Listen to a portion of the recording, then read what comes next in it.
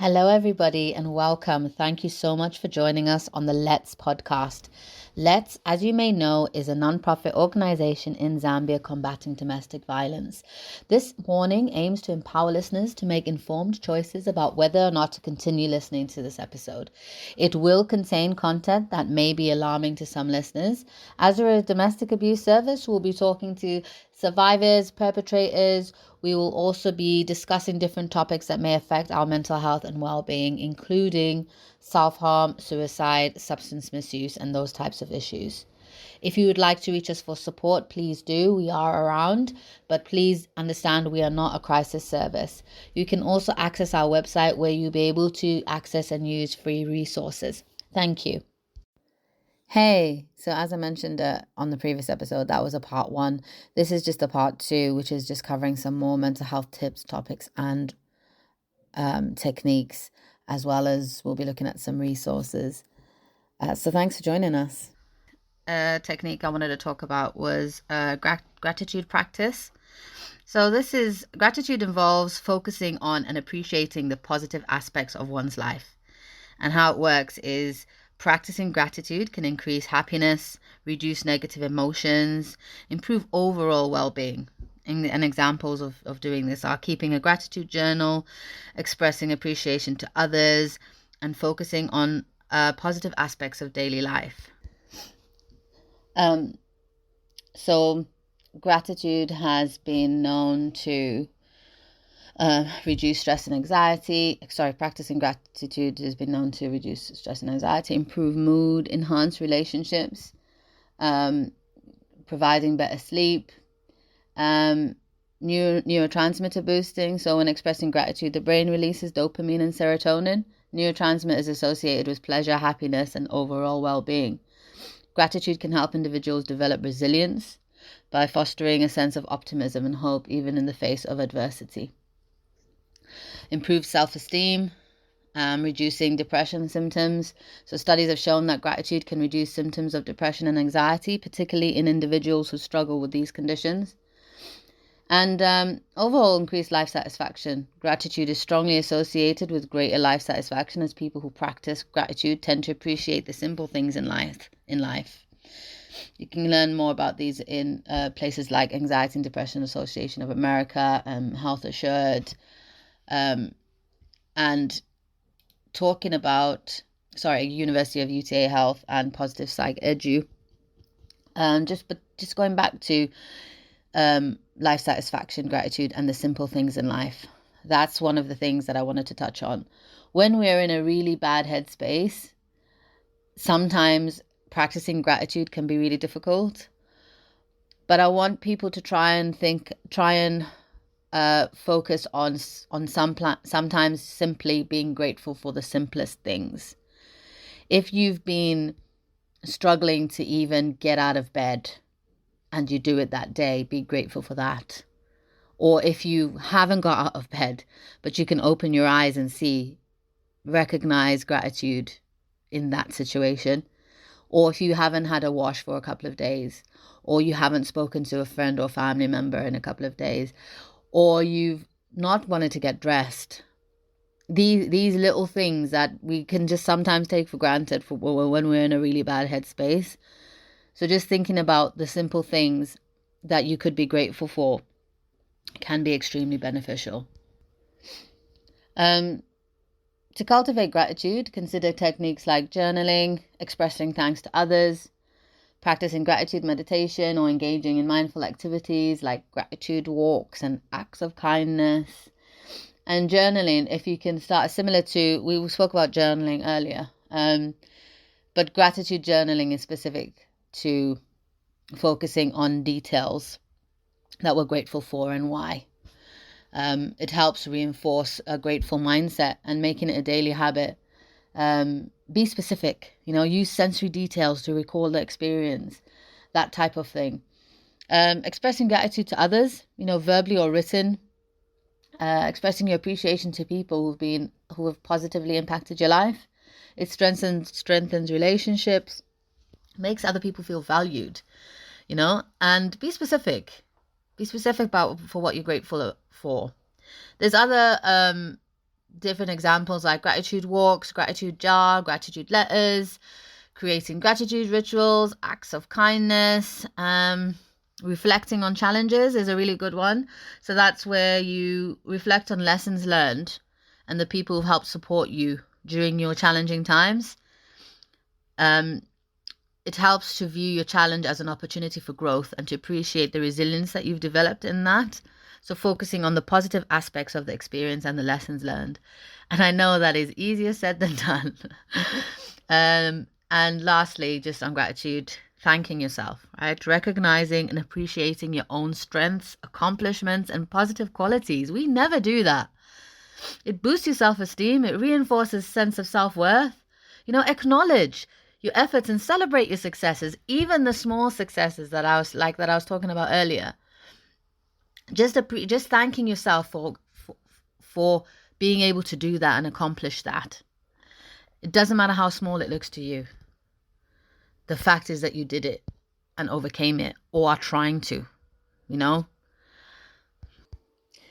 last thing that I just wanted to touch on in terms of I don't know if it's really a technique, I think probably more of a strategy, is to build your self-help resources. Build them up if you can. The Let's website, we have lots of self-help tools there that are free for you to print off, and if I haven't got links up on there, I'll stick some on. You can also email Let's, and you can also message on the WhatsApp if you're wanting more information about how you can get self-help tips from different places, reputable sources, and everything that I talk about and go over is all evidence-based practice, even on the stuff that's on the Let's website. So building your resources, because not everything works for everybody, is what I wanted to say. Having a look around and trying different things out, check out different resources, different strategies, seeing how different things work for different people, and within on Voices of Resilience, we are gonna we're gonna be on and off constantly looking at different tools and different ways of improving our own well-being, mental health in holistic ways where we can. And so I'll bring up different we'll talk about different techniques and different tools, and you can pick up things from there but try things. Give it a try and see if it works for you. If it doesn't, pick up something else and try. Don't give up, because there is something out there for you that will work, or there is going to be a variety of things that work in different situations. It's a wonderful journey to get on when you decide that you want to start changing the way you think, feel, and view the world and yourself, and how it might alter your behaviors in a positive way. Everyone responds to situations and resources in different ways. So not every tool is going to work for everybody, However, if you spend time exploring different resources, which is what I was saying, you might find ones that help and support you maintain your mental health, your mental well-being, and you'll find that they influence other aspects of your life and maybe even people around you. So I just wanted to talk about some websites that people can access. And even if these are based in the UK, you can access them from anywhere, which is why I'm going to give them, because I know that they are evidence-based methods, and which give different ways of managing emotions and common mental health conditions. And I've checked that these resources are, reputable and, like I said, evidence-based. So there's NHS Every Mind Matters, and it offers people personalized mind plan plus mental health advice, self-help articles, audio guides, videos. There's tips to help you deal with stress, anxiety, improving your sleep, boosting your mood, feeling more in control. And that is just an online service. There's NHS Self-Help, where pages have tips and guides and tools, activities to support and improve mental health and well-being, including relaxation and breathing exercises, which we've been over. Oh my gosh, I've just realized we didn't cover relaxation. Anyway, okay, we'll cover it another time. There is Sari's Talking Therapy Service, which has some guided self-help and e-learning resources available. Mind. So the charity Mind has information and support for family, friends, carers, supporting somebody with mental health problems or with mental well-being, tips and guides to help you cope with everyday worries. Royal College of Psychiatrists is a user-friendly, evidence-based information for people covering a range of mental well-being problems and information on support, care and treatment.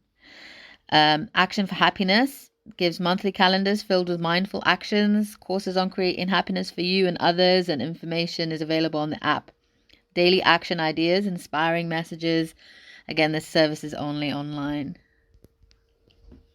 And as not everybody has smartphones, I know that, but as we're moving into places where more and more people do have smartphones, there's lots of self-help apps out there as well.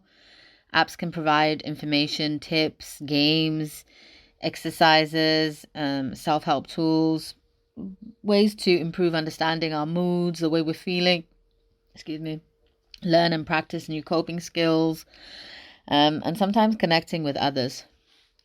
So a couple of apps I wanted to mention were Action for Happiness, which provides simple daily action ideas designed to help you boost your own well-being, spreading more happiness to others around you. And it lets you share your own actions and ideas with others in the community. Staying Alive app is a suicide prevention app, and it has different crisis resources. It allows you to create a personalized safety plan, reasons for living and interactive wellness plans, and how to help people think about suicide. There's also other apps. Headspace, which is very good. I have used that as well. I don't know if I should go into a little bit of detail. So Headspace is known for its playful approach and offers meditation exercises and teaches mindfulness and stress relief. There's Calm, which is also a meditation app, but it helps users relax and sleep better. It offers guided meditation, sleeping techniques, movement, stretching, that sort of stuff. Calm Harm helps young people manage the urge to self-harm, and it lets users select different techniques based on what they need in that moment. Catch It is learn how to manage feelings like anxiety and depression. The app will teach you how to look at problems in a different way.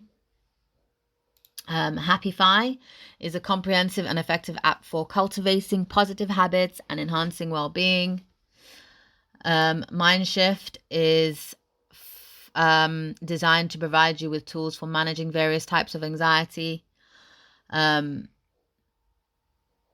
Different coping strategies and different activities. And it also offers CBT tools. DBT Coach includes exercises, journaling, reminders, other tools like that. It also facilitates communication with professional counselors. Mood Tools is designed specifically to help individuals combat depression through a mood diary, a thought diary, and different activities that promote positivity. Sandvelo offers self-care, peer support, coaching therapy tools, including mood tracking, coaching, different techniques on there as well, and ways to individually manage like stress and anxiety and things. That's quite a few apps and resources that I've gone over. So Psychology Today talks about how how self-help can help you think about your goals with a big picture view. It encourages you to, for example, like outline your short-term and long-term goals, whether they're realistic and achievable. Self-help can also help you be more systematic in the way that you approach changes that you want to see. Like starting off with making a list of the benefits of achieving your goals can be motivational, and setting a time frame for meeting both short and long-term goals helps as well. If you think about SMART goals is specific, measurable, achievable, realistic, and timely. Yeah, oh, actually, I think that we might explore that on a different episode, like specifically with SMART goals. But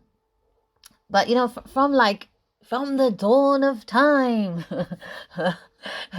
humans have sought to better themselves and their lives, and using self-help to change your life starts with identifying your needs.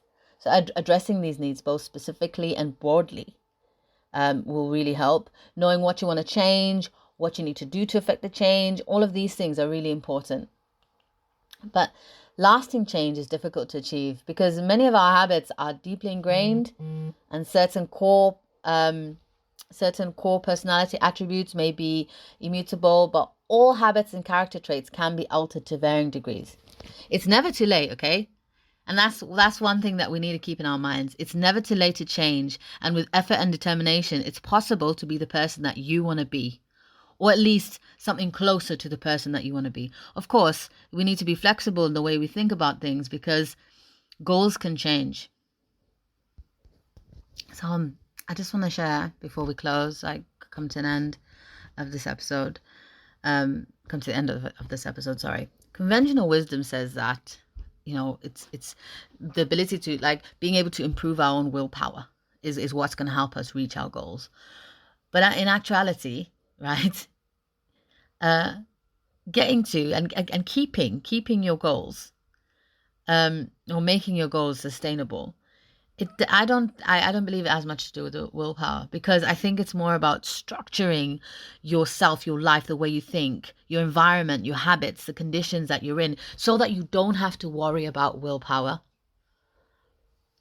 Being in a place mentally, physically, sometimes, environmentally, just where you are, can really affect the way that you're able to commit to the goals that you're trying to make. Thank you so much for joining us. And as I said before, if there's anything that you want to talk about, ask about, anything you want to reach out to us, you can reach us through the Let's website, where you can email us, and it's also got a WhatsApp line if you want to support that way, keeping in mind we're not a crisis service. That is www.letsstoptheabuse.com. Again, thank you for joining us. Thank you for supporting us. Let's talk again soon.